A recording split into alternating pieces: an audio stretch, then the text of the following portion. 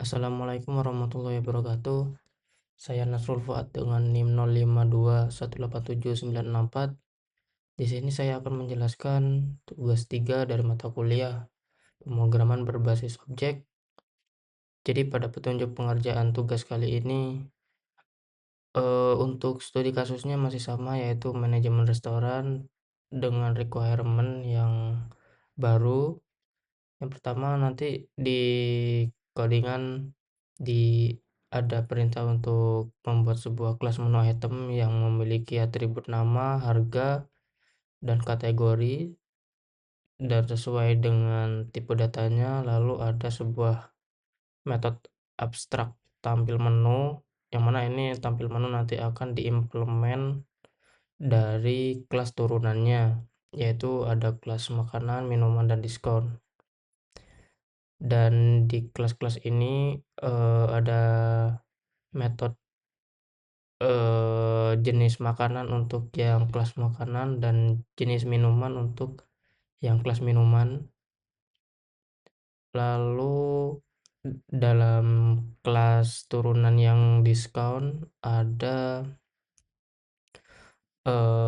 atribut diskon dengan tipe data double. Lalu untuk implementasi tampil menunya juga sama, untuk menginformasikan eh, data dari objek tersebut, misalnya namanya apa, nama menunya apa, lalu harganya berapa di metode tampil menu ini. Oke, jadi pada codingannya ini entry pointnya masih sama seperti di tugas 2, yaitu ada di main.java. Lalu di sini ada eh, tampilkan welcome page. Nanti ada pada welcome page ini ada perintah untuk menampilkan wording selamat datang di restoran gitu ya. Lalu di sini ada proses perulangan menggunakan do well, yang mana nanti pada perulangan pertama dia akan menampilkan sebuah menu utama, lalu menggunakan switch case apakah dia memilih menu pertama, maka jalankan metode ini dan seterusnya. Oke, balik lagi ke petunjuk pengerjaan. Yang pertama itu ada kelas menu item, yang mana di sini masih dalam bentuk abstrak kelas dan mempunyai atribut nama, harga, dan kategori. Ini tipe datanya sudah sesuai dengan yang di petunjuk ini ya. Lalu ada metode get nama, set nama, get harga, dan lain-lainnya. Ini metode setter dan getternya. Dan juga ada metode tampil menu dalam bentuk abstrak metode ya, dan belum ada implementasinya. Dan untuk kelas turunannya, yang pertama ada kelas makanan. Di sini ada inheritance, yang mana kelas makanan ini mengextend dari kelas menu item. Dan di sini ada metode get jenis makanan dan set jenis makanan. Lalu untuk metode tampil menunya akan menampilkan string dengan format seperti berikut: menampilkan nama makanannya, harga makanan, lalu jenis makanannya. Begitu pula dengan kelas turunan dari menu item yang minuman ini. Jadi dia ada jenis minumannya, lalu ada metode setter and getternya, lalu ada proses metode tampilkan menunya, tampil detail menunya, yang mana formatnya sama seperti yang kelas makanan tadi. Dia menampilkan nama minuman dan harga minuman, lalu jenis minumannya. Dan selanjutnya ada kelas diskon, yang mana ini mengextend dari kelas menu item juga, dan di sini ada atribut diskon dengan tipe data double. Di sini juga ada setter and getter untuk atribut diskonnya. Lalu ada harga setelah diskonnya itu berapa. Lalu ada metode tampil menu, yang mana ini masih eh, ada penambahan ya, masih sama sebenarnya formatnya, cuma ada penambahan karena dia diskon berapa persen. Jadi nanti eh, harganya berapa, lalu diskonnya berapa persen gitu ya. Lalu setelah didiskon nanti akan jadi berapa gitu. Dari metode get harga setelah diskon ini ya. Get harga dikurangi get harga dikali diskonnya berapa persen. Oke, selanjutnya ada sebuah kelas menu juga yang menggunakan array untuk menampung daftar menunya ya. Di sini ada eh, tambah item, tambah hapus item, get item, lalu get semua item, get jumlah menu ada berapa, lalu dia ada metode helper untuk mencari menu berdasarkan kategorinya, apakah dia makanan, minuman. Lalu dia ada metode untuk mencari menu berdasarkan namanya, yang mana ini ada kemungkinan melempar sebuah exception ya. Ini sudah mengimplementasi dari exception. Nah, ini dari poin 7 ya, penggunaan exception yang misal dia mencari item yang tidak ada dalam menu, dia akan melempar sebuah exception ini. Yang mana ini kelas turunan dari kelas exception. Selanjutnya ada sebuah kelas pesanan. Oke, selanjutnya jadi di sini ada poin untuk kelas pesanan, yang mana di sini ada atribut eh, arraylist untuk menampung data item-item yang sedang dipesan oleh pelanggan. Dan ini kelasnya dia ada nama pelanggannya siapa, lalu item yang dipesan apa saja, dia menggunakan arraylist dari menu item, dan kuantitinya berapa, dia arraylist dari tipe data integer ya. Di sini juga ada metode untuk tambah itemnya, lalu ada get nama pelanggannya, get items yang sedang dipesan semuanya oleh pelanggan, dan lain-lainnya ini ya. Lalu ada metode untuk hitung total dari semua pesanan yang dipesan oleh pelanggannya, yang mana di sini ada menggunakan perulangan sebanyak items panjang dari data items yang dipesan pelanggannya. Lalu di sini ada pengecekan apakah dia item yang dipilih adalah sebuah diskon atau bukan, menggunakan instance of kelas diskon ini atau bukan. Jika iya, dia akan menghitungnya dari get harga setelah diskonnya ya, lalu dikali kuantitinya berapa. Jika tidak, dia hanya menggunakan get harga yang ada di menu item ya. Nah, di sini. Oke, jadi itu untuk kelas pesanan.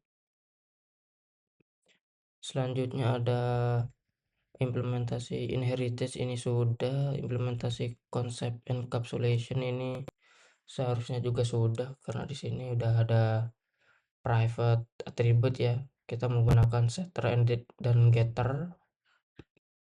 Di sini juga sama, dia private, jadi ini tidak bisa diakses dari luar, harus menggunakan setter dan getter ini ya. Di kelas makanan juga sama, menggunakan private. Di kelas minuman juga sama, menggunakan private dan ada setter dan getternya untuk jenis minumannya ya. Di eh, abstrak kelas menu item juga sama, ini menggunakan private untuk nama, harga, dan kategorinya, dan mengaksesnya juga sama menggunakan setter dan getter. Itu untuk poin 6. Ini poin 7 sudah tadi. Lalu di sini saya coba akan menjalankan ya agar mengetahui dari poin 8 ini. Dia ada menu untuk menambah item baru, menampilkan menu restoran, menerima pesanan, menghitung total biayanya, menampilkan struk pelanggan, lalu keluar dari program ya. Dan juga terakhir nanti ada proses input output ke sebuah file, yang mana di sini nanti ada dua proses untuk menginput dan proses input output ke sebuah file, yaitu daftar menunya lalu daftar pesanan yang pernah dipesan di aplikasi ini gitu ya. Saya coba jalankan menggunakan script makefile. Ini yang pertama ada menu utama, yang mana pertama ada tambah item baru ya. Ini sih ketika saya coba tampilkan menu restoran, menunya kosong karena dia akan membaca file dari folder resource, lalu menu ini ya. Di sini berhubung belum ada menunya, dia akan menampilkan menu kosong. Ini saya coba tambah menu baru, misalnya makanan, harganya 15.000. Ini tipenya, jenisnya adalah makanan berat. Nah, ini sudah tercreate sebuah file baru, yang mana ini untuk menampung data menunya. Jadi ketika saya tampilkan menu sekarang, harusnya sudah ada ya. Oke, jadi itu untuk proses input output menu filenya ya. Lalu saya coba tambah data baru, misalnya minuman.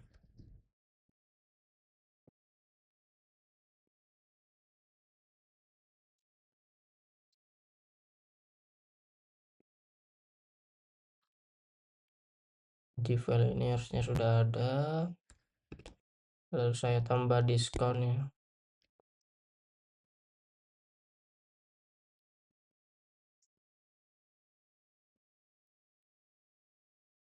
Misalnya ini 5.000.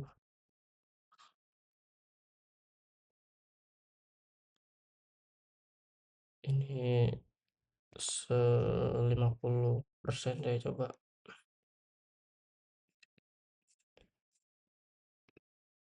Oke, sekarang saya coba tampilkan menu. Ini list menu-menu yang ada di aplikasi yang baru saya create menunya ya. Di sini ada makanan, minuman, dan diskon. Lalu ketika saya coba terima pesanan,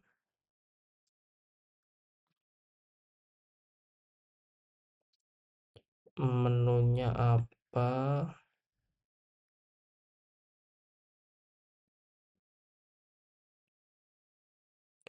Yang pertama ada nasi goreng, jumlahnya 2 misalnya. Lalu selesai. Lalu ini belum ada ya, ini masih dalam state aplikasi di kelas pesanannya. Ketika saya coba hitung totalnya. Ini ada struknya ya keluar.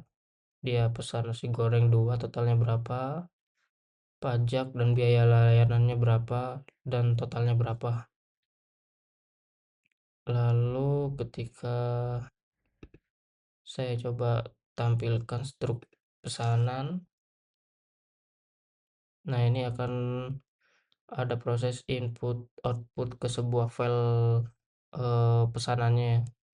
Ini ada keterangan bahwa struk berhasil disimpan ke dalam file ini. Nah, di sini.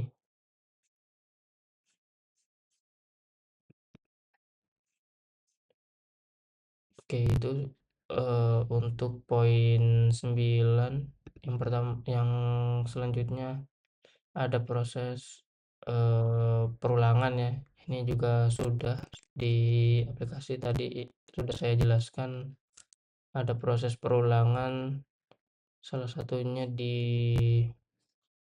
kelas di sini ya, menghitung total pesanannya, lalu ada di waktu menampilkan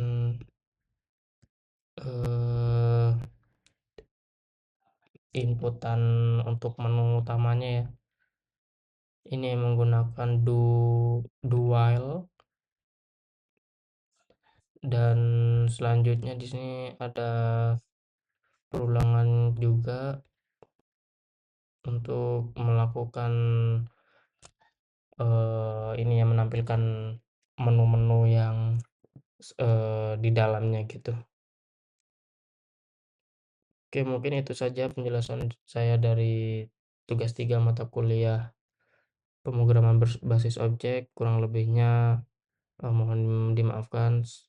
Semoga penjelasan dari saya mudah dipahami. Assalamualaikum warahmatullahi wabarakatuh.